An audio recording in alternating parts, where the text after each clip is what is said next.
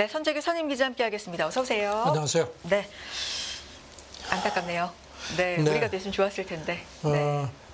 투표 참여국이 165개국인데 사우디 리야드가 119표를 얻었습니다. 압도적으로 아주. 그래서 1차에 바로 그 개최로 선정이 됐습니다. 우리나라는 29표, 이탈리아는 17표 됐고요.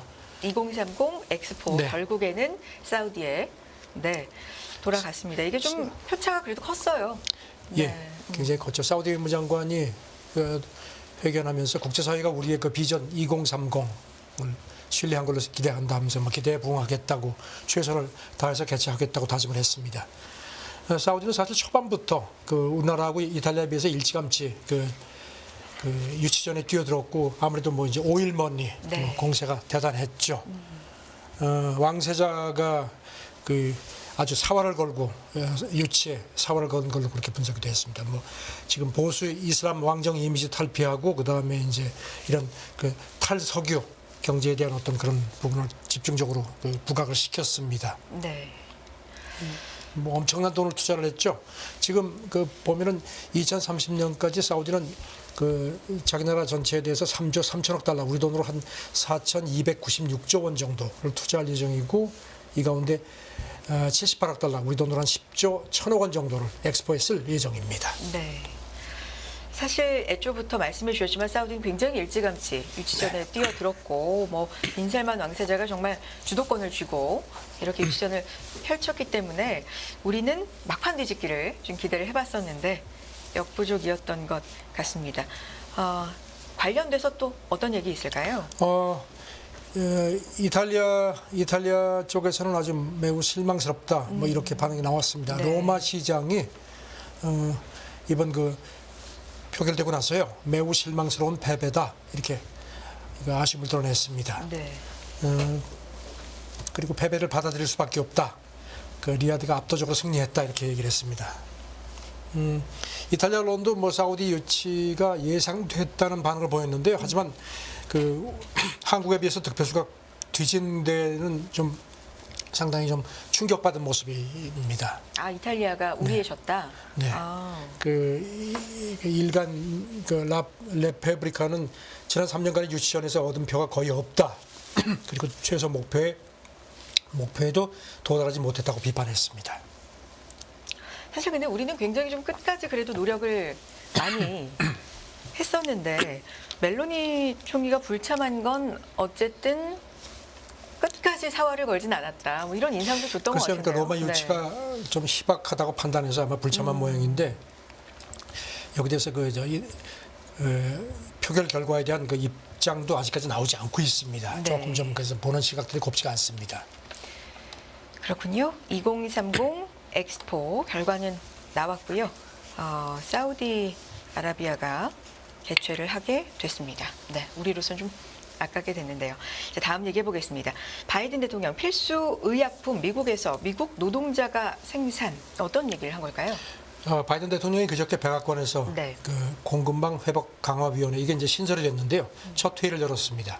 그래서 공급망 강화를 위한 30개 조치를 공개를 했습니다. 이 위원회가 아주 막강합니다. 국가안보보좌관하고 국가경제위원장이 공동의장을 맡고 주요 핵심 부서는 다 들어오고 국가정보국장도 위원으로 참여를 하고 있습니다. 네. 바이든 대통령이 이제 이 회의를 그 모두 발언할 때 TV가 중계까지 했습니다. 그러면서 공급망 문제가 국가안보에 아주 매우 중요하다.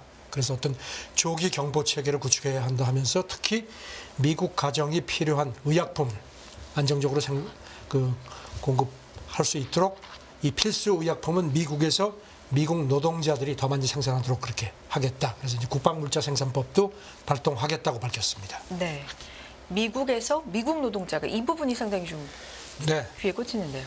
그래서 뭐 해당 부처의 권한도 대폭 네. 확대하겠다고 했고 미국 국방부도 위험한 외국 공급자 의존을 줄이는 새로운 그 공급망 분석 보고서도 곧 발간할 예정이라고 합니다. 여기서 그 말하는 위험한 외국 공급자라는 게 뭐 짐작하시겠지만 중국이죠. 공급망 강화를 위해서 다른 나라들하고도 더 협력하겠다 이런 얘기도 한 모양입니다. 지난번 그 샌프란시스코 에이펙 정상회담 기간에 인도 태평양 경제 프레임워크 정상회의를 따로 열었죠. 그것도 상기시켰고 그다음에 이제 그 캠프 데이비드 한미일 정상회담 이것도 이제 공급망 조기 경보 체계를 연계시키기로 했다는 점도 상기시켰습니다. 이 위원회가 내년 말까지 공급망을 전반적으로 검토해서 이런 여러 가지를 업데이트할 예정이라고 합니다. 네. 다음 얘기 해보도록 하죠. 백악관도 얘긴데요. 아랍에미리트 업체에 의심의 눈길을 보낸다. 이게 AI 기대주로 평가되는 업체인가 봐요. 뉴욕타임스 분석인데요. 네. 아랍에미리트의 요새 상당히 주목받는 인공지능 업체 G42라는 업체가 있는데 이게 미국 정부 감시 명단에 올랐다는 겁니다. 이 회사는 아랍에미리트 대통령 동생인 이 회사의 오너고요. 그다음에 또 이 CEO를 중국계로다가 영입을 했습니다. 이 사람은 미국 시민권도 버리고 아랍에미리트 시민권까지 취득을 해서 아마 미국이 더 곱지 않게 보는 것 같습니다.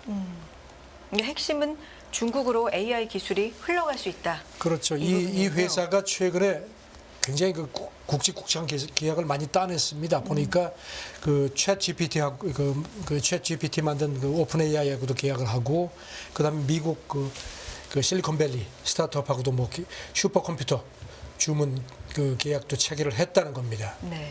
그런데 이제 미국 정보 당국이 이 G42 이 회사의 비즈니스에서 상당히 미심쩍은 부분이 발견됐다는 겁니다.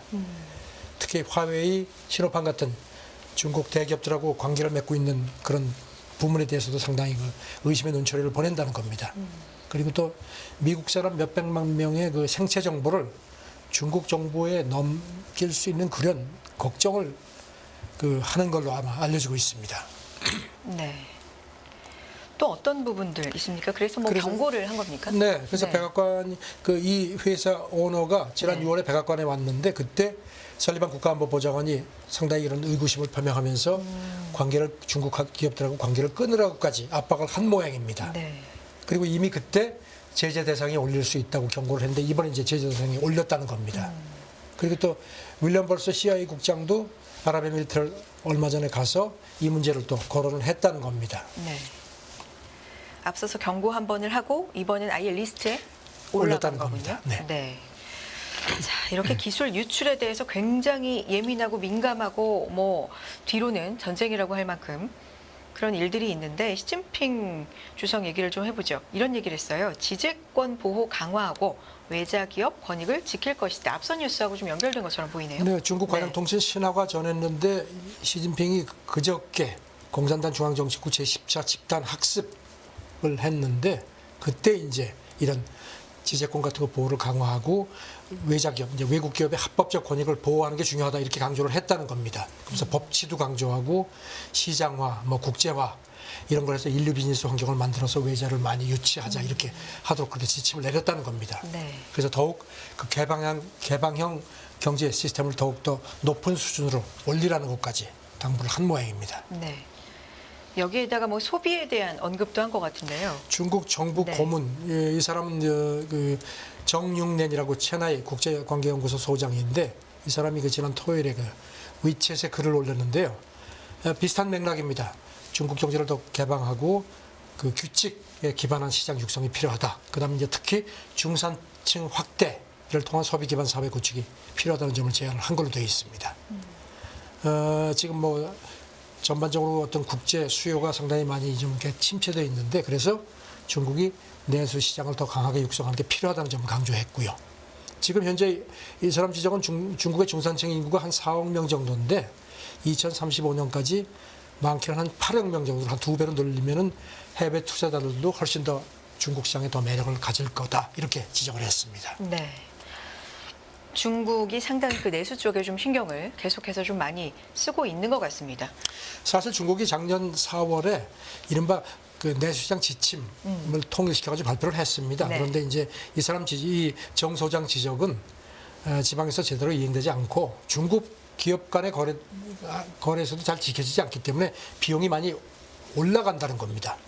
그래서 이런 최근에 큰 변화가 있기 때문에 중국 경제를 더욱 개방하는 게 필요하다는 점을 강조를 했습니다. 네.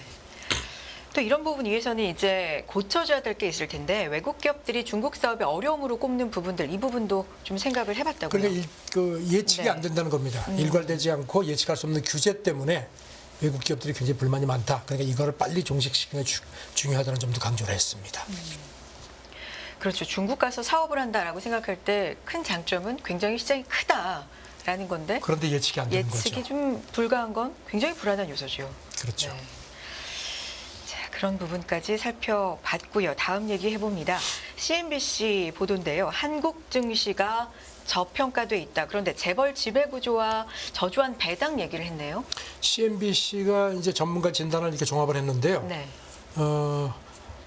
한국 증시가 실제 가치보다 저평가되어 있는데 이게 이제 이른바 코리아 디스카운트인데 그 배경에는 재벌 중심의 기업 지배 구조하고 배당이 좀 저조한 부분 이런 것들이 영향이 크다는 겁니다. 그리고 그래서 이제 주가가 중장기적으로 적정 가치를 찾아간다 이렇게 이제 판단하는 투자자라면 한국 증시를 이제 가치주 관점에서 접근할 수 있는데 이게 가치 함정을 우려하지 않을 수 없다는 겁니다. 그런 한계를 지적을 했습니다. 그런 복잡한 상황이라고 했고요. 네. 월가 전문가들 얘기는 아무래도 지정학적 위험이라든가 기업 지배 구조, 그다음에 제한적인 외국 투자 참여율 같은 게 이제 걸림돌인데 특히 창업주들의 일가 지배력이 행사하는 한국 특유의 재벌 구조 때문에 이런 것들이 이제 투자자들이 자기가 투자한 회사에 대한 어떤 전략적 방향에 영향을 행사하는 게 어렵다는 겁니다. 그리고 또 창업주 일가가 손실나는 사업 같은 걸 해도 어떻게 할 수 없기 때문에 투자자들이 이런 거를 고려를 해서 한국 증시가 저평가되어 있다는 지적입니다. 이런 분석을 우리 시청자분들께서 들으셨을 때, 이 기업들이 좀 생각난다 하시는 분들이 각자 좀 있으실 것 같기는 한데, 꾸준히 지적되어 오는 사항들이잖아요. 그렇죠. 네. 그리고 조금 이제 좀 더 디테일하게 들어가서 한국 기업의 낮은 배당 성향, 그다음에 단기 수익 중에서 이제 배당금 비율이죠. 그거하고 배당 관행도 CNBC가 문제로 지적을 했습니다. 이를테면 중국하고 일본 같은 경우는 기업의 평균 배당 성향이 한 30에서 40%, 동남아 기업들도 한 40, 50%인데 한국은 15%에서 20% 불과하다는 겁니다. 그리고 또 한국 기업들은 어떤 수익이 나면은 이게 주주목이 아닌 자기네 걸로 그렇게 보는 성향이 있다는 지적도 했습니다. 그다음에 이제 배당 날짜나 배당금 규모 같은 것도 사전에 대개 선진국들은 이렇게 공개를 하는데 한국은 그런 게 없다는 겁니다. 네. 그래서 불확실성이 크다는 점도 한계라는 겁니다. 이렇게 계속 좀 고쳐야 될 점, 나쁜 점만 얘기했나요? 좋은 점은 얘기 안 그래서 했나요? 그래도 네. 이제 장기적으로는 한국 증시가 매력적일 수 있다는 겁니다. 왜냐하면 이제 어떤 개혁이 이어지고 있다는 거죠. 그러면서 이제 이를테면 이제 MSCI 신흥시장 지수에 지금 우리가 이제 좀 주가 지수가 들어가 있는데 이게 이제 선진국들이 이제 들어가 있는 세계 지수로 편입되면은 이제 상당한 외국인 투자 유입의 호재가 될 거다.